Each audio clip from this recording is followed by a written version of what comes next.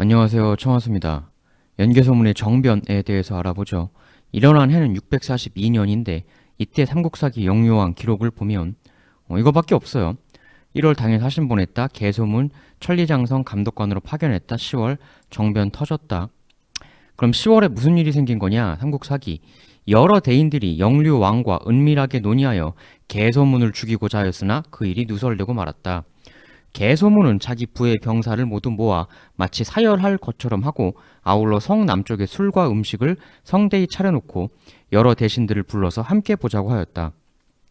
손님들이 도착하자 그들을 모조리 죽여버렸는데 그 숫자가 약 100여 명에 달하였다. 어마어마한 대참살이 일어난 거죠. 이 100여 명의 사람들이 전부 다 영류왕과 연개소문 제거를 모의한 사람들인가 하는 생각도 들어요. 너무 많은 숫자라서.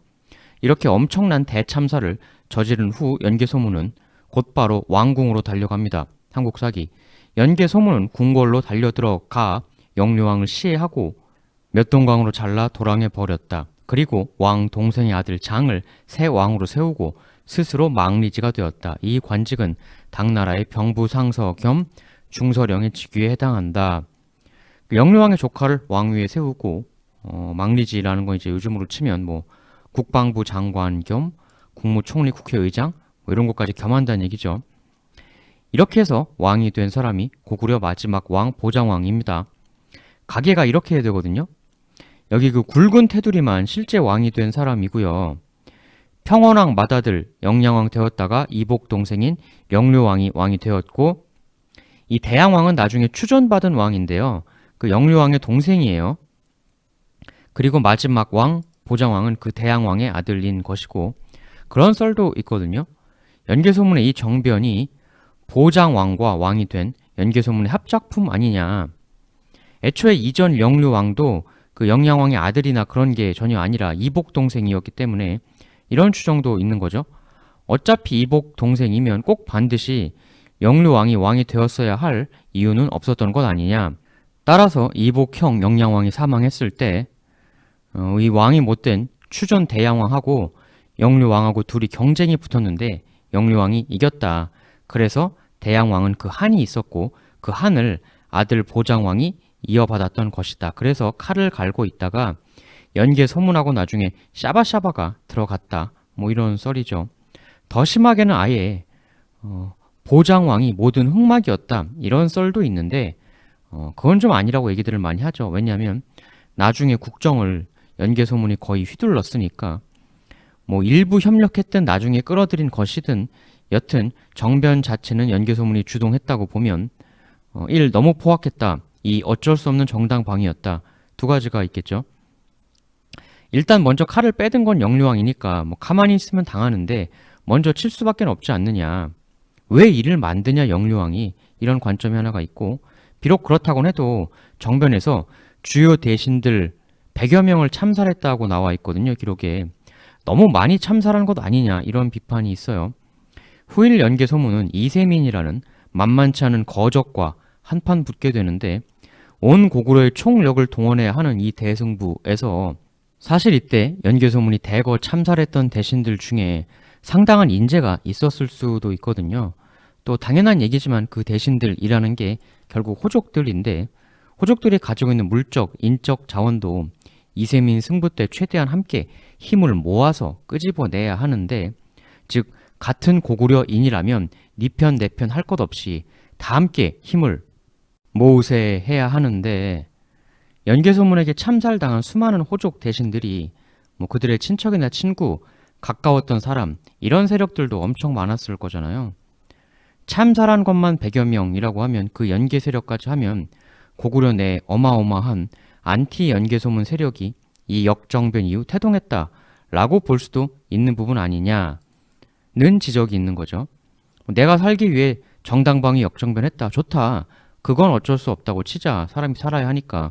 근데 하더라도 영류왕이라던가 주모자급 대인들 한 몇 명? 그런 최상층 정도만 정리하고 나머지 고구려 세력들에 대해서는 좀 끌어안는 한 개인이 아니라 국가 지도자로서 후일도 좀 생각하는 그런 식견이 필요하지 않았느냐라는 얘기인 거죠.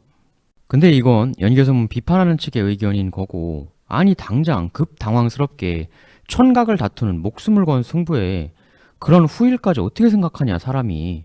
일단 당장을 살고 봐야 하는데 거의 불가능하다 그건. 이런 반론 의견도 있어요. 그리고 정보도 불확실했을 거거든요.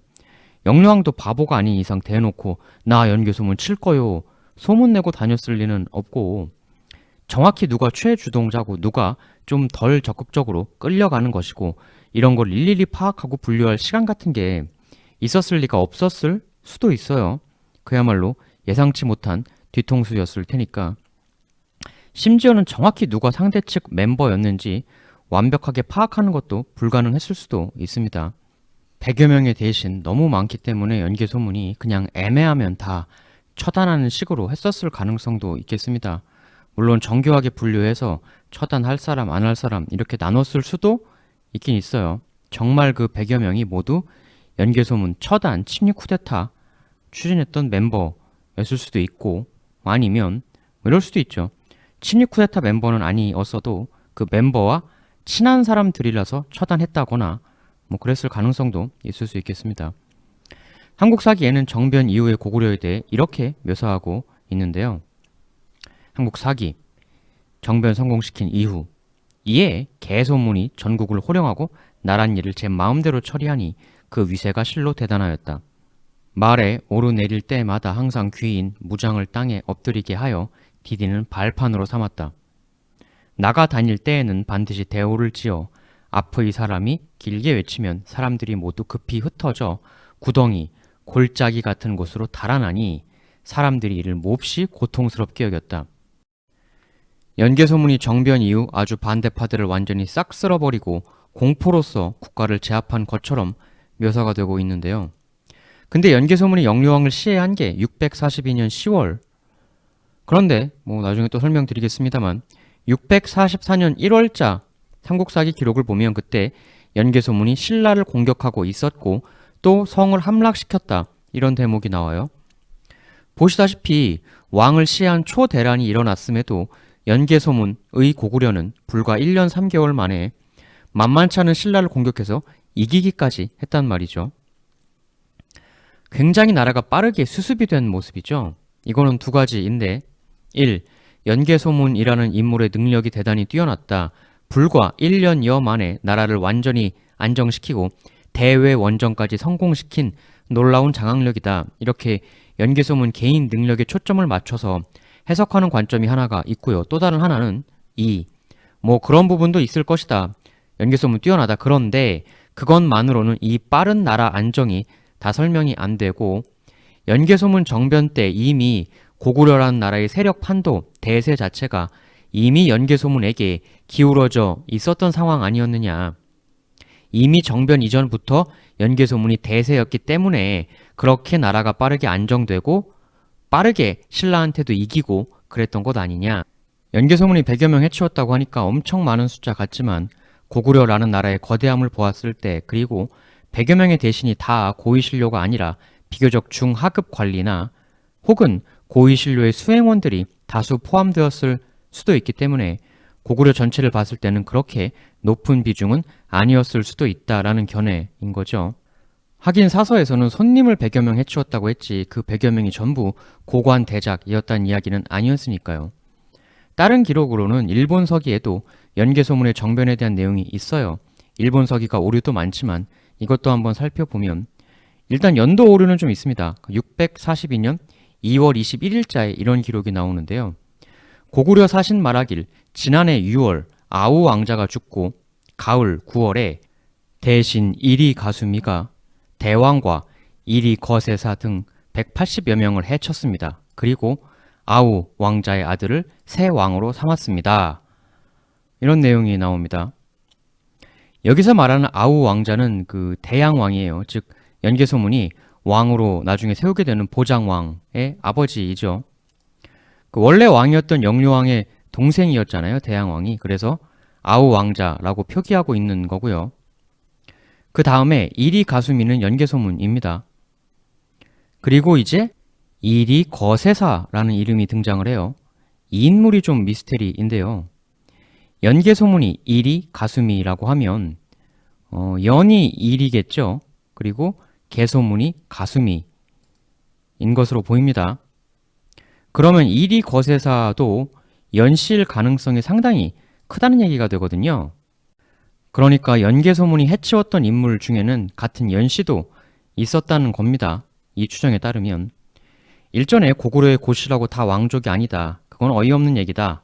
고구려의 고씨가 얼마나 많았는데 이런 말씀 드렸죠. 실제로 당 이세민, 진영, 염탐 같던 최일선 병사 중에서도 고씨가 있었잖아요.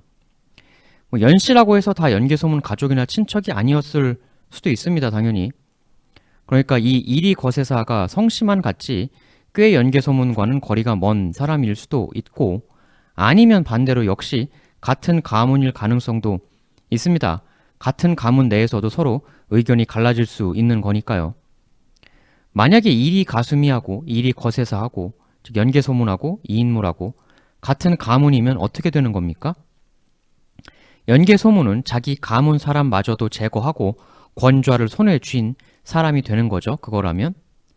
연개소문과의 관계를 명확하게는 알 수가 없는데, 여하튼 해치웠다는 180여 명 중 이름이 언급되는 건 대왕, 영류왕과 이리 거세사 2명이거든요. 당대 고구려에서 혹은 이 정변에서 꽤 의미 있는, 영향력 있는 인물이었던 것은 분명해 보입니다. 그리고 이 이리 거세사는 아마도 친영류왕파였거나 아니면 최소한 연개소문의 이 영류왕 제거 계획에 반대하는 사람이었겠죠.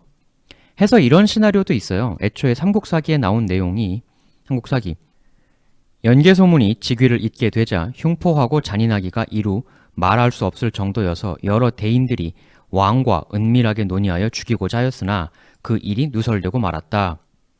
보시다시피 연개소문 최초 제거 계획을 영류왕 혼자서 생각했던 게 아니죠.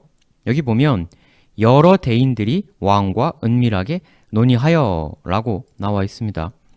이 문장을 액면 그대로 보면 그 대인이 먼저 나오잖아요. 말이 왕보다는. 해서 최초로 제거 계획을 발의한 사람은 대인이고 왕은 오케이를 한 것이다. 즉 주동자는 연개소문 제거 계획의 발의자는 영류왕이 아니라 어떤 대인이다 라는 추측도 하나 해볼 수가 있죠. 해서 1. 혹시 연개소문 제거 계획을 처음 발의한 사람이 이리 거세사가 아닐까, 이런 추론이 하나가 있습니다. 근데 만일 이리 거세사가 연개소문, 이리 가수미와 같은 가문 사람이면 어떻게 되는 겁니까? 같은 연씨 가문. 이런 경우를 하나 생각해 볼 수 있어요. 삼국사기, 개소문에 붙인 동부 혹은 서부 대인 대대로가 죽자 개소문이 마땅히 지위를 이어받아야 했으나 나라 사람들이 그의 성품이 잔인하다 하여 미워했기 때문에 자리에 오르지 못하였다. 개소문이 머리를 조아리고 뭇 사람들에게 사죄하며 그 직을 임시로 맡을 것을 청하면서 만약 옳지 않은 일이 있으면 쫓겨나도 후회하지 않겠노라고 하였다. 여러 사람들이 불쌍히 여겨 마침내 허락하였다. 보시다시피 연개소문은 아버지의 지위 대대로를 이어받는데 상당히 많은 어려움을 겪었던 인물입니다. 이 이야기를 뒤집어 보면 누군가 원래 정통 계승자여야 할 연개소문을 밀어내고, 보면 마땅히 지위를 이어받아야 했으나 이렇게 나오잖아요. 그러니까 연개소문이 정통 계승자인 건 맞았어요. 그런데 그런 연개소문을 밀어내고 누군가가 그 대대로 자리를 뺏으려고 획책했었다라는 정황이 아니냐, 이것이 그런 관점도 있는 겁니다. 해서 혹시 연개소문이 대대로를 못 맡게 방해했던 주동자, 즉 연개소문에게서 그 자리를 뺏으려고 했었던 인물이 같은 연씨 집안의 이리 거세사가 아니었겠느냐. 그러니까 이리 거세사가 개소문, 이제 이 거대한 연씨 가문의 세력은 내가 접수하겠다. 이제부터 연씨 가문의 최고는 나 연모모모 이리 거세사다. 혹시 이거 아니었겠느냐. 그런데 연개소문이 나름 굽힐 땐 굽힐 줄도 아는 정치력도 갖춘 인물이어서 로비를 했건 뭘 했건 어찌어찌해서 대대로 자리는 지켜내었고, 그러면 당연히 연개소문 입장에선 이리 거세사가 얼마나 미울 거예요. 그가 방해한 거였다면. 그리고 이리 거세사 역시도 어쨌든 정치 대결에서 패한 거니까 권좌를 차지한 연개소문에 대해 공포를 느꼈을 테고, 해서 그 공포 때문에 나중에 이런 일도 벌였다. 연개소문을 제거하려는 라는 시나리오가 하나 있는 겁니다. 이리 거세사가 한 번 자리 다툼에서 밀린 거잖아요. 그 시나리오에 따르면. 그러니까 본인의 힘만으로는 연개소문을 이겨내기가 힘들었을 수 있죠. 해서 영료왕과 연개소문 사이를 이간질해서 영료왕의 힘도 좀 빌려서 연개소문을 처단하고 자신이 연씨 가문과 그 연씨 가문이 이끌던 동부를 장악하려고 했다라는 시나리오. 이 시나리오라면 연개소문 vs 영료왕, 이 대결은 사실은 영료왕과 연개소문의 대결이 아니라 이리 거세사와 연개소문의 대결인 것이 되겠죠. 그러니까 영료왕은 퍼스트가 아니라 세컨드 당사자가 되는 거고, 더 심하게는 괜히 이리 거세사의 꼬드김에 넘어가 말려들어서 참살당한 것일 수도 있지 않느냐라는 관점조차도 있는데, 글쎄요, 그건 뭐 추측일 것이고, 여하튼 일본 서기에 연개소문이 처치한 사람 중 실명이 언급된 인물은 왕인 영료왕 제외하면 이리 거세사밖에 없기 때문에 그가 이 정변에 직간접적으로 상당한 연관성이 있는 인물일 것이다 라는 추측은 해볼 수가 있습니다. 충분히.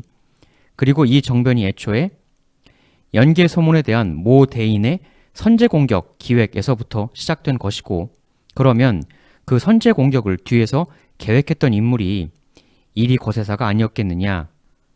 그런데 그가 하필 연씨다.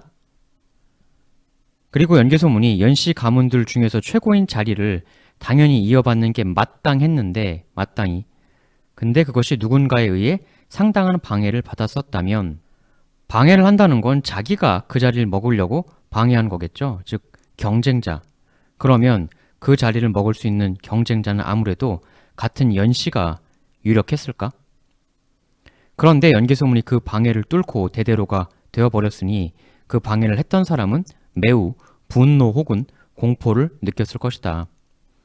해서 이건 사실은 우리는 영료왕과 연개소문의 대결이라고 알고 있지만 그 이면의 실상은 혹시 연개소문과 이리 거세사의 대결이 아니었느냐.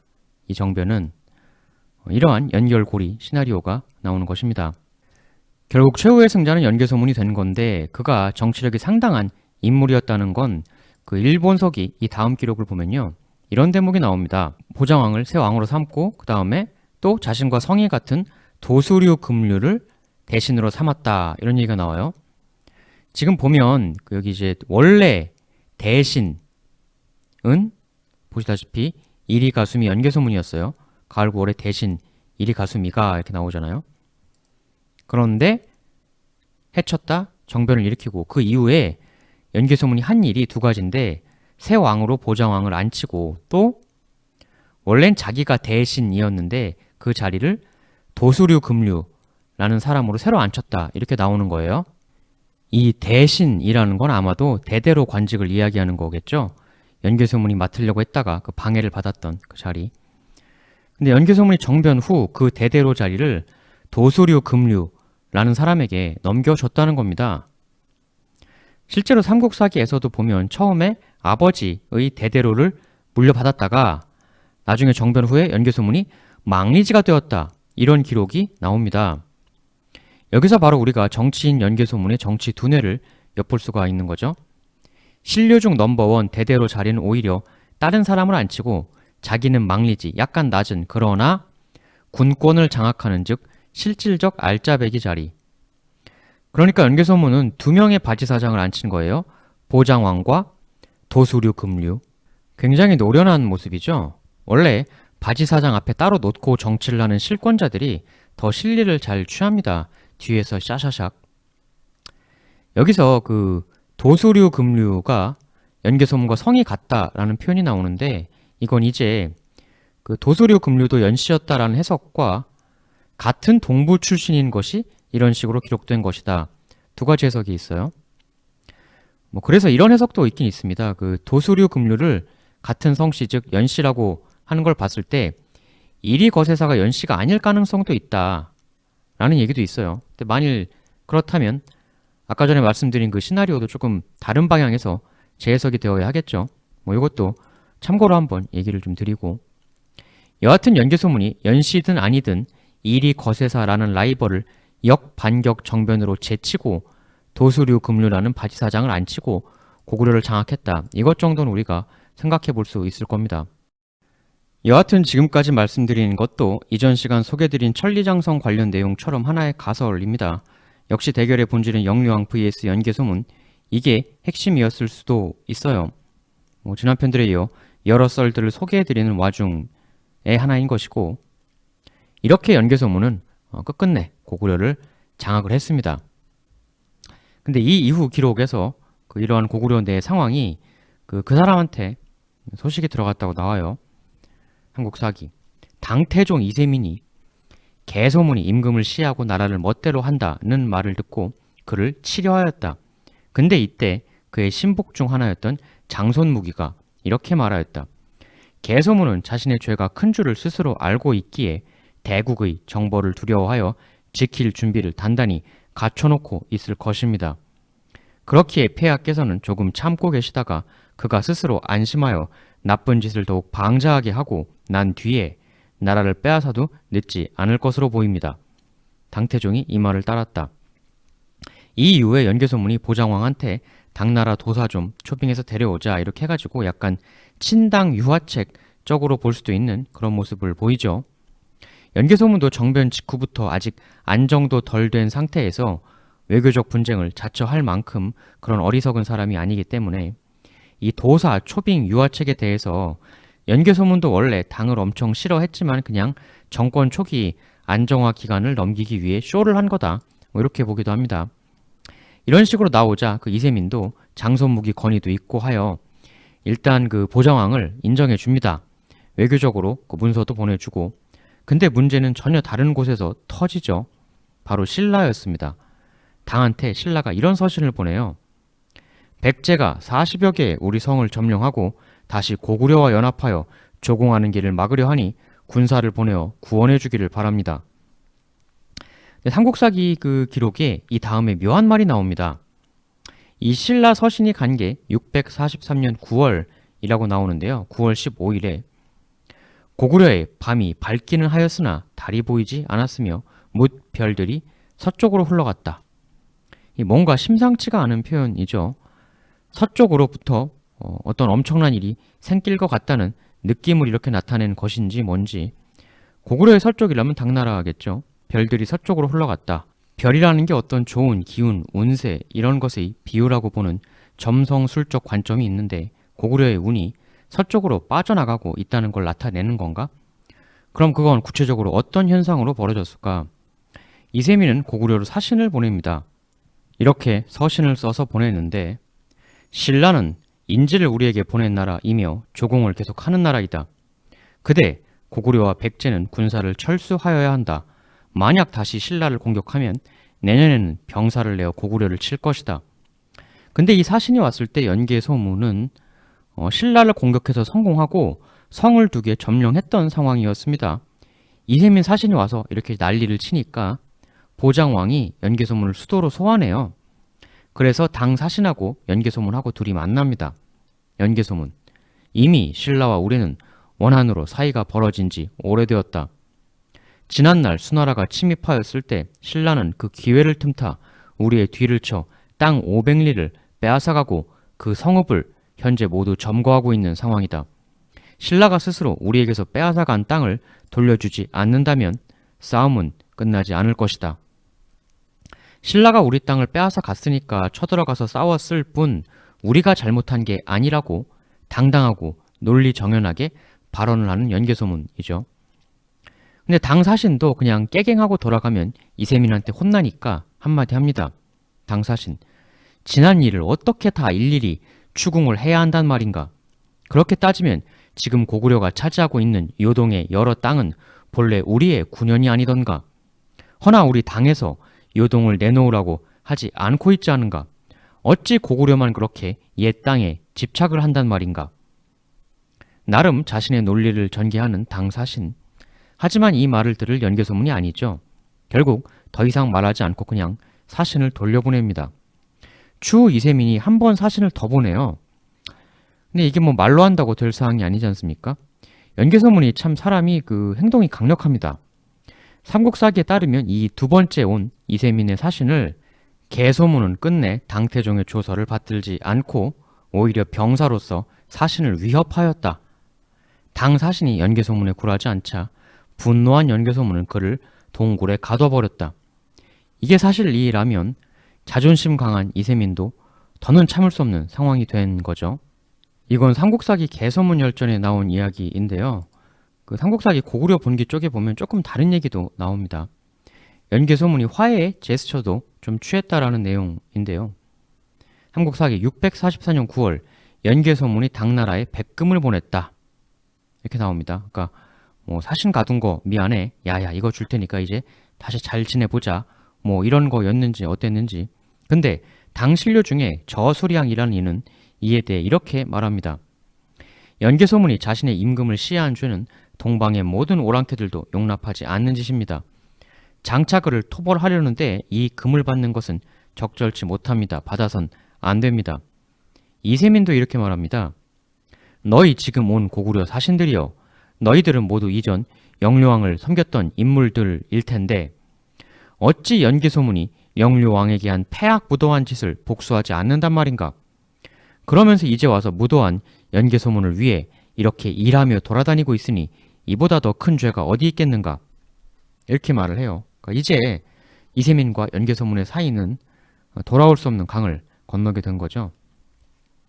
삼국사기는 이 다음 달 10월 이런 기록을 남기고 있습니다. 고구려 수도 평양에 붉은 비가 내렸다. 그리고 같은 달에 이세민은 주요 신료들을 모아놓고 이렇게 선언합니다. 내가 직접 친정하여 연개소문을 치겠다. 이에 신료들은 한결같이 이세민의 친정을 반대했습니다. 하지만 갈 테니 더 말하지 말라고 단호하게 얘기하죠. 그리고 본격적으로 고구려 원정을 이제부터 착착 준비해 나가는데요. 삼국사기. 이에 당태종은 수양제 시절 고구려 원정에 참여했던 전 의주자사 정천숙을 만나 그의 의견을 들었다. 그는 이렇게 말하였다. 요동은 길이 멀어서 군량의 수송에 문제가 많으며 동이 사람들은 성을 잘 수비하기 때문에 빠르게 함락시킬 수 없습니다. 이게 상당히 핵심적인 얘기거든요. 군량 수송이 힘들다 그러면 장기전은 힘들다는 얘기죠. 그러니까 군량을 나르기가 힘드니까. 근데 고구려 성을 빠르게 함락시키기는 쉽지가 않다. 그러니까 결론적으로 가지 말라라는 얘기죠. 그러나 이세민은 이렇게 일갈합니다. 수나라와 지금의 당나라를 같다고 생각하지 마라. 너희들은 나의 의견을 따르면 된다. 그리고는 이렇게 조서를 내려요. 많은 이들이 그 옛날 수나라의 100만 대군도 실패했었다고 나의 고구려 원정에 우려의 생각을 가지고 있다는 것을 안다. 그러나 수나라와 우리 당나라는 다르다. 이전의 수양제는 부하들에게 잔혹하고 포악하였던 데 반해 고구려의 왕은 백성들에게 어질었으며 그들을 사랑하였다. 이처럼 어질지 못한 이가 군을 이끌어 평화롭게 잘 지내는 나라를 쳤으니 이기지 못하는 것은 당연한 결과였던 것이다. 그러나 지금의 우리는 반드시 이길 수밖에 없는 5가지 이유가 있다. 첫째, 큰 것이 작은 것을 치는 것이므로 우리는 이길 수 있다. 둘째, 순리가 반역을 치는 것이니 이 역시 이길 수밖에 없는 원리이다. 셋째, 우리 당은 지금 정돈되고 안정된 데에 반해 고구려는 개소문의 정변 이후 나라가 아직도 혼란에 처해 있다. 안정된 것이 혼란스러운 것을 치면 이길 수밖에 없다. 넷째, 수양제는 철저한 계산 부족으로 병사들을 피로하게 만들었지만 용병에 능한 나는 그리하지 않고 병의 편안한 상태를 유지하며 혼란에 지친 고구려를 공격할 것이다. 다섯째, 나의 병사들은 지금 기쁨에 충만하여 앞다투어 이번 원정에 자원하고 있는 반면 연개소문의 병사들은 두려움과 원한만으로 이루어져 있을 뿐이다. 이와 같은 상황이니 어찌 우리가 질 수 있단 말인가? 백성들이여 의심하거나 두려워하지 마라. 우리는 반드시 이길 것이다. 자신감에 넘치는 이세민은 드디어 이렇게 연개소문과의 승부, 그 시작을 알립니다. 다음 시간부터 본격적으로 연개소문과 이세민의 대결 이야기 전개해 나가도록 하겠습니다. 이제부터 아주 본격적인 이야기가 펼쳐질 것이기 때문에 일단 여기서는 한번 끊는 게 나을 것 같아요. 그럼 다음 시간부터 두 인물의 대결 시작하겠습니다. 감사합니다.